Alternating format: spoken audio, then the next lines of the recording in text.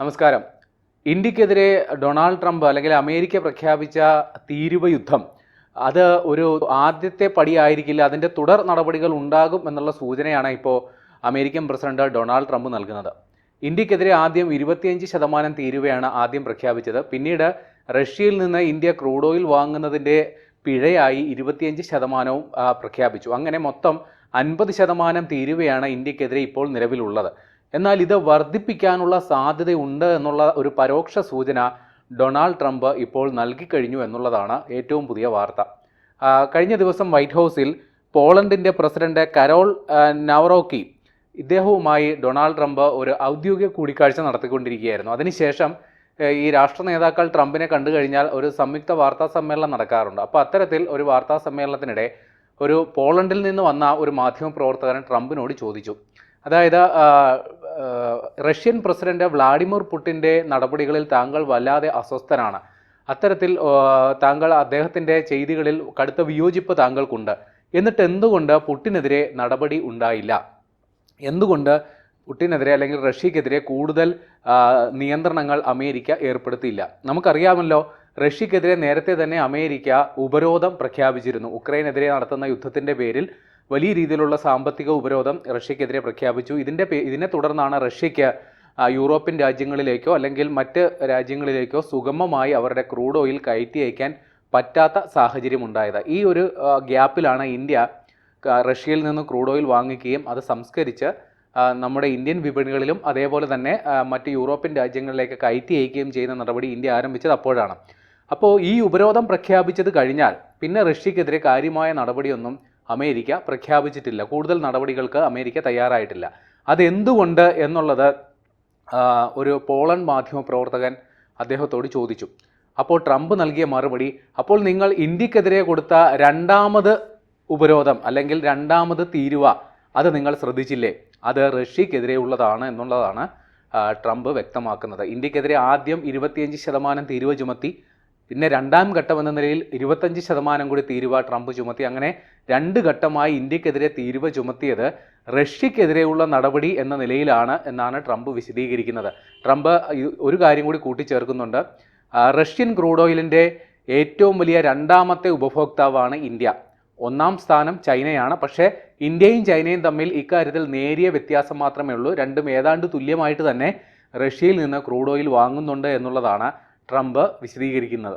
ഇത് നിങ്ങൾ കണ്ടിട്ടില്ല എങ്കിൽ, അതായത് പോളണ്ടിൽ നിന്ന് വന്നൊരു മാധ്യമപ്രവർത്തകനാണല്ലോ ചോദിക്കുന്നത്, അപ്പോൾ ഇത് നിങ്ങൾ കാണുകയോ മനസ്സിലാക്കുകയോ ചെയ്തിട്ടില്ല എങ്കിൽ തീർച്ചയായും നിങ്ങൾ അടുത്ത പണി ഉടനെ അന്വേഷിക്കണം എന്നുള്ള പരിഹാസ രൂപേണയുള്ള മറുപടിയാണ് ആ ഒരു പോളണ്ട് മാധ്യമപ്രവർത്തകന് അദ്ദേഹം കൊടുത്തത്. അപ്പോൾ ഇതിൽ നിന്ന് നമുക്ക് അദ്ദേഹം ഒരു കാര്യം കൂടി ചോദിക്കുന്നുണ്ട്. ഇന്ത്യക്കെതിരെ രണ്ടാം ഘട്ടമായിട്ട് ചുമത്തിയ തീരുവ നിങ്ങൾ കണ്ടിട്ടില്ലേ? ഇനി 3ാം ഘട്ടം ചുമത്തിയാൽ അത് എങ്ങനെ ഉണ്ടാകും എന്ന ഒരു ചോദ്യവും കൂടി ഡൊണാൾഡ് ട്രംപ് ചോദിക്കുന്നുണ്ട്. അതായത് ഇന്ത്യക്കെതിരെ ഒരു ഘട്ടത്തിൽ നികുതി പ്രഖ്യാപിച്ചു, 2ാം ഘട്ടത്തിൽ നികുതി പ്രഖ്യാപിച്ചു, 3ാം ഘട്ടത്തിലും നികുതി പ്രഖ്യാപിക്കുമോ? അത്തരത്തിലൊരു ഭീഷണിയുടെ സ്വരമാണ് ഡൊണാൾഡ് ട്രംപ് ഇപ്പോൾ നൽകുന്നത്. നമുക്കറിയാം, ചൈനയ്ക്കെതിരെയാണ് ആദ്യം അമേരിക്ക വ്യാപാര യുദ്ധം തുടങ്ങിയത്. ട്രംപിൻ്റെ 1ാം ഭരണകാലത്താണ് ചൈനയ്ക്കെതിരെ വലിയ രീതിയിലുള്ള വ്യാപാര യുദ്ധം ട്രംപ് തുടങ്ങിയത്. അതിനുശേഷം ട്രംപ് വീണ്ടും അധികാരത്തിലെത്തിയപ്പോഴും ചൈനയെ അദ്ദേഹം തെരഞ്ഞുപിടിച്ച് ആക്രമിച്ചിരുന്നു. അപ്പോൾ അദ്ദേഹം ചൈനയ്ക്കെതിരെ പ്രഖ്യാപിച്ചത് 230% തീരുവയാണ്. പിന്നീട് ചൈന അതിന് പ്രതികാരമെന്ന നിലയിൽ അമേരിക്കയ്ക്കെതിരെയും തീരുവ പ്രഖ്യാപിച്ചു. ഇങ്ങനെ തീരുവ യുദ്ധത്തിനിടയിൽ അമേരിക്കയിലെ സിലിക്കൺ വാലി അടക്കമുള്ള അതായത് ടെക്നിക്കൽ, നമ്മുടെ കമ്പ്യൂട്ടർ അധിഷ്ഠിത വ്യവസായ കേന്ദ്രമാണ് സിലിക്കൺ വാലി.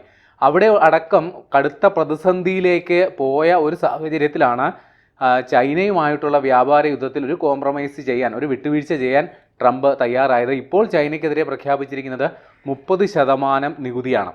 അപ്പോൾ ചൈനയ്ക്കെതിരെ 239% വരെ തീരുവ പ്രഖ്യാപിച്ച ട്രംപ് നിലവിൽ ഇന്ത്യക്കെതിരെ 50% തീരുവ പ്രഖ്യാപിച്ചിട്ടുള്ളത്.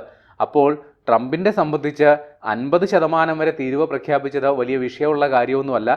100 180% ഒക്കെ തീരുവ പ്രഖ്യാപിക്കാൻ മുൻപിൻ നോക്കാതെ ട്രംപ് ചാടി പുറപ്പെട്ടാൽ ഇന്ത്യയെ സംബന്ധിച്ച് നിലവിലെ പ്രതിസന്ധി കൂടുതൽ രൂക്ഷമാകുന്ന സാഹചര്യം ഉണ്ടാകും. അല്ലെങ്കിൽ മറ്റൊരർത്ഥത്തിൽ പറഞ്ഞാൽ ഇന്ത്യ അമേരിക്ക ബന്ധം, വ്യാപാര ബന്ധം അല്ലെങ്കിൽ നയതന്ത്ര ബന്ധം, സൗഹൃദ ബന്ധം എല്ലാം തന്നെ ഒരു ത്രിശങ്കുവിലെത്തുന്ന ഒരവസ്ഥയിലേക്ക് കാര്യങ്ങൾ കടന്നു പോകും എന്നുള്ള കാര്യവും ഉറപ്പാണ്.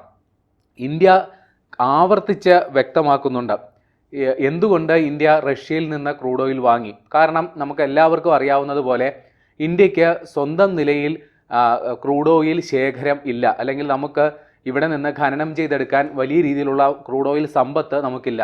നമുക്ക് ആവശ്യമുള്ള എണ്ണയുടെ 87% നമുക്ക് വിദേശ രാജ്യങ്ങളിൽ നിന്ന് കൊണ്ടുവരികയേ നിവൃത്തിയുള്ളൂ.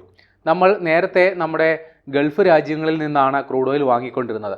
അപ്പോഴാണ് റഷ്യക്കെതിരെ വലിയ രീതിയിലുള്ള സാമ്പത്തിക ഉപരോധം അമേരിക്ക അല്ലെങ്കിൽ അമേരിക്കൻ സഖ്യരാജ്യങ്ങൾ പ്രഖ്യാപിച്ചത്. അപ്പോൾ മറ്റ് യൂറോപ്യൻ രാജ്യങ്ങൾ അല്ലെങ്കിൽ അമേരിക്കയുടെ തന്നെ സഖ്യരാജ്യങ്ങൾക്ക് റഷ്യയിൽ നിന്ന് എണ്ണ വാങ്ങാൻ സാധിക്കാത്തൊരു സാഹചര്യം വരികയും അവർ മിഡിൽ ഈസ്റ്റിലുള്ള നമ്മുടെ പരമ്പരാഗതമായി ഇന്ത്യ എവിടെ നിന്നാണോ എണ്ണ വാങ്ങിക്കൊണ്ടിരുന്നത് അവിടെ നിന്ന് എണ്ണ വാങ്ങാനും തുടങ്ങി. അപ്പോൾ ഇന്ത്യയുടെ ലഭ്യത കുറഞ്ഞു. ഇന്ത്യക്ക് ഇപ്പോൾ കുവൈറ്റിൽ നിന്നോ ഖത്തറിൽ നിന്നോ ഒക്കെ കിട്ടിക്കൊണ്ടിരുന്ന ക്രൂഡ് ഓയിലിൻ്റെ അളവ് അത് മറ്റ് രാജ്യങ്ങൾ അവരിൽ നിന്ന് വാങ്ങുന്നതോടുകൂടി ഇന്ത്യയുടെ ലഭ്യത കുറയുകയും ഇന്ത്യ അപ്പോൾ ആ അവസരത്തിൽ റഷ്യയെ സമീപിക്കുകയും റഷ്യ അപ്പോൾ ഉറ്റ പങ്കാളി എന്ന നിലയിൽ ഇന്ത്യക്ക് കൂടുതൽ ഉദാരമായി ഏതാണ്ട് 50% വരെ കിഴിവിൽ ക്രൂഡ് ഓയിൽ നൽകാമെന്ന് വാഗ്ദാനം ചെയ്യുകയും ചെയ്തു. അങ്ങനെ 2022 മുതലാണ് ഇന്ത്യ റഷ്യയിൽ നിന്ന് ക്രൂഡ് ഓയിൽ വലിയ രീതിയിൽ വാങ്ങാൻ തുടങ്ങി. അതിനു മുമ്പ് ഏതാണ്ട് ഇന്ത്യക്ക് ആവശ്യമുള്ളതിൻ്റെ 2% ക്രൂഡ് ഓയിൽ മാത്രമാണ് റഷ്യയിൽ നിന്ന് കൊണ്ടുവരുന്നതെങ്കിൽ ഇപ്പോൾ അത് ഏതാണ്ട് 45%-ഓളം ഇന്ത്യയിൽ സംസ്കരിക്കുന്ന ക്രൂഡ് ഓയിൽ റഷ്യയിൽ നിന്നുള്ളതാണ് എന്നുള്ളതാണ് കണക്ക്. അതായത് നമ്മുടെ ഏതാണ്ട് പകുതിയോളം ക്രൂഡ് ഓയിൽ സംസ്കരണം നടക്കുന്നത് റഷ്യയിൽ നിന്നാണ്. അപ്പോൾ അമേരിക്ക ഇത്തരത്തിൽ ഒരു നിയന്ത്രണം, കടുത്ത നിലപാടുകൾ പ്രഖ്യാപിച്ച സാഹചര്യത്തിൽ ഓഗസ്റ്റ് ആദ്യവാരം ഇന്ത്യ കുറച്ച് ഒരു മന്ദിപ്പിക്കൽ ഈ കാര്യത്തിൽ നടത്തി. ഈ റഷ്യയിൽ നിന്ന് ക്രൂഡ് ഓയിൽ വാങ്ങുന്നതിൻ്റെ അളവ് കുറച്ച് കുറയ്ക്കുകയൊക്കെ ചെയ്തു. പ്രത്യേകിച്ച് നമ്മുടെ പൊതുമേഖലാ എണ്ണ കമ്പനികൾ കുറച്ചു കാലത്തേക്കൊന്ന് വിട്ടുനിന്നു. പക്ഷേ അമേരിക്ക അവരുടെ നിലപാടുകൾ കർക്കശമാക്കുന്നു, അല്ലെങ്കിൽ അവർ എന്താണ് യഥാർത്ഥത്തിൽ ഉദ്ദേശിക്കുന്നത് ഇന്ത്യക്ക് മനസ്സിലായതോടെ ഇനി അമേരിക്കയെ അനുനയിപ്പിക്കാൻ പോകുന്നത് അപകടമാണ്. കാരണം അമേരിക്ക അവരുടെ വലിയ താല്പര്യങ്ങൾ ഇന്ത്യക്ക് മേൽ അടിച്ചേൽപ്പിക്കും എന്നുള്ള ബോധ്യത്തിൻ്റെ അടിസ്ഥാനത്തിൽ ഇന്ത്യ വീണ്ടും റഷ്യയിൽ നിന്ന് ക്രൂഡ് ഓയിൽ വാങ്ങൽ പുനരാരംഭിച്ചു, വലിയ രീതിയിൽ പുനരാരംഭിച്ചു എന്നുള്ളതാണ്. അതിന് പ്രതികരണം എന്ന നിലയിൽ റഷ്യ നമുക്ക് നൽകുന്ന കിഴിവ്, ഡിസ്കൗണ്ട് വലിയ രീതിയിൽ ഇപ്പോൾ ഉയർത്തിയിട്ടുമുണ്ട്. ജൂലൈ അവസാനം ഏതാണ്ട് $1 കിഴിവാണ്, അതായത് ബാരലിന് $1 കിഴിവാണ് റഷ്യ നൽകിക്കൊണ്ടിരുന്നതെങ്കിൽ പിന്നീട് അത് $2.50 നിലവിൽ $3 വരെയാണ് റഷ്യ ഇന്ത്യക്ക് ഡിസ്കൗണ്ട് ഏർപ്പെടുത്തിയത്. $3 എന്ന് പറയുമ്പോൾ നിസ്സാരമായി കാണണ്ട. $1 ഇപ്പോൾ ഏതാണ്ട് 89 രൂപ വരെ വിലയുണ്ട്. അപ്പോൾ എങ്ങനെയൊക്കെ പോയാലും മിനിമം ഒരു 300 രൂപയ്ക്കടുത്ത് നമുക്ക് ഒരു ബാരൽ ക്രൂഡ് ഓയിൽ ഇന്ത്യയിൽ എത്തുമ്പോൾ ലാഭമുണ്ട് എന്നുള്ളതാണ്. നമ്മളിപ്പോൾ ഏതാണ്ട് $56 ബില്യൺ ക്രൂഡ് ഓയിൽ ഇടപാടാണ് റഷ്യയുമായി നടത്തുന്നത് എന്ന് ഓർക്കണം. അപ്പോൾ ഇത്തരം ഒരു ഡിസ്കൗണ്ട് കിട്ടുമ്പോൾ ഇന്ത്യയെ സംബന്ധിച്ച് വലിയ രീതിയിലുള്ളൊരു ആനുകൂല്യമാണ് റഷ്യൻ ക്രൂഡ് ഓയിൽ ഇന്ത്യയിൽ സംസ്കരിക്കുന്നത് കൊണ്ട് കിട്ടുന്നത്. അതുമാത്രമല്ല അതിലൂടെ നമ്മുടെ ഇന്ത്യയുടെ ഇന്ധന സുരക്ഷിതത്വവും ഉറപ്പാക്കാൻ സാധിക്കും എന്നുള്ളത് കൊണ്ട് തന്നെയാണ് ഇന്ത്യ റഷ്യയിൽ നിന്ന് ക്രൂഡ് ഓയിൽ കൊണ്ടുവരുന്നത്. ഇക്കാര്യത്തിൽ അമേരിക്കയ്ക്ക് ഭിന്നാഭിപ്രായമുണ്ടെങ്കിലും ഇക്കാര്യത്തിൽ സ്വന്തമായി തീരുമാനമെടുക്കാനുള്ള സ്വാതന്ത്ര്യം ഒരു പരമാധികാര രാഷ്ട്രമായ ഇന്ത്യക്കുണ്ട് എന്നുള്ള നിലപാടാണ് വിദേശകാര്യ മന്ത്രാലയം അമേരിക്കയോട് വ്യക്തമാക്കിയിട്ടുള്ളത്. ഏതായാലും ട്രംപ് ഉടനെയൊന്നും ഒരു ഒത്തുതീർപ്പിന് തയ്യാറല്ല എന്നുള്ളത് ഉറപ്പാണ്. അതുകൊണ്ട് തന്നെയാണ് അത്തരത്തിൽ വളരെ ഇന്ത്യക്കെതിരെയുള്ള നിലപാടുകൾ അദ്ദേഹം ഘടിപ്പിക്കുന്നത്. പക്ഷേ അത് കണ്ട് ഭയക്കാൻ തൽക്കാലം സൗകര്യമില്ല എന്ന നിലപാടിൽ തന്നെയാണ് ഇന്ത്യ അതുമായി ബന്ധപ്പെട്ടുള്ള ബദൽ മാർഗങ്ങളെക്കുറിച്ച് ആലോചനകൾ നടത്തിക്കൊണ്ടിരിക്കുകയാണ്.